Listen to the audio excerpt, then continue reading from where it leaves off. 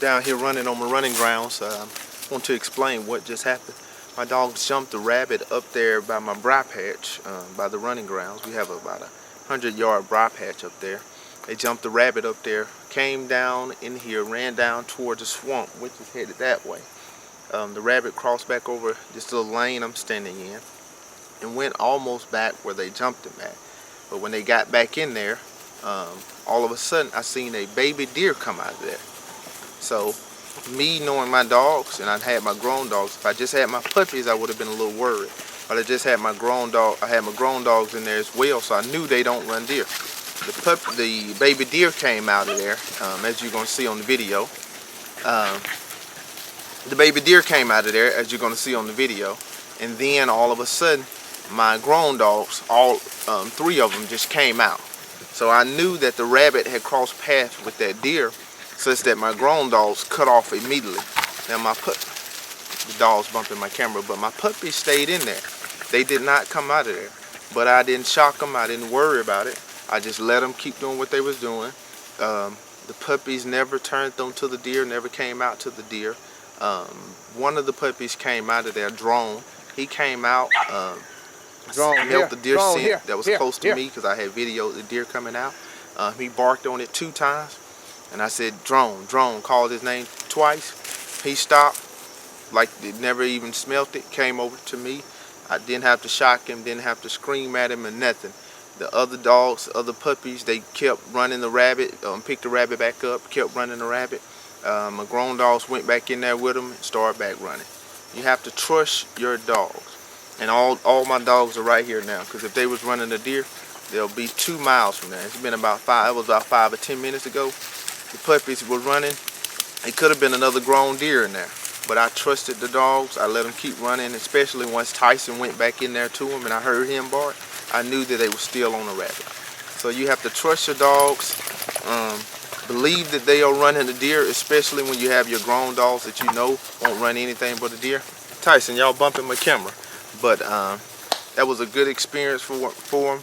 Just as much as running rabbits, you want your dogs to come across deer scent. You need to know that if you're hunting, if you're field trialing or whatever, that once your dog come across a deer scent, they will not run a deer. That is pivotal to hunting. There's no such thing, well for me, there's no such thing as hunting where deer are not. I live in Alabama, so deer are everywhere.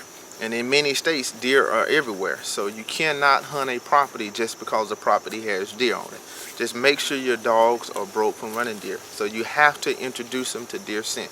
And you have to trust your dog. If you believe they're not running deer, trust them. If they're running a deer, you know they're going to head straight out and be running non-stop for a long time.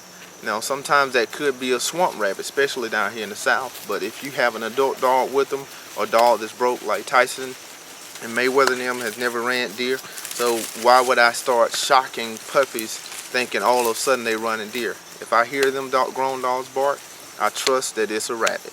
And when the grown dogs came out and the puppies kept running, I let them keep running just to see what they was going to do. And when Tyson got in there, I heard him bark and I knew that the puppies stayed on the rabbit. They did not switch to the deer. That does not mean that the puppies are 100% deer broke, but it means they have progressed from where they were 2 months ago or a month ago. So these puppies have ran about 2 or 3 deer.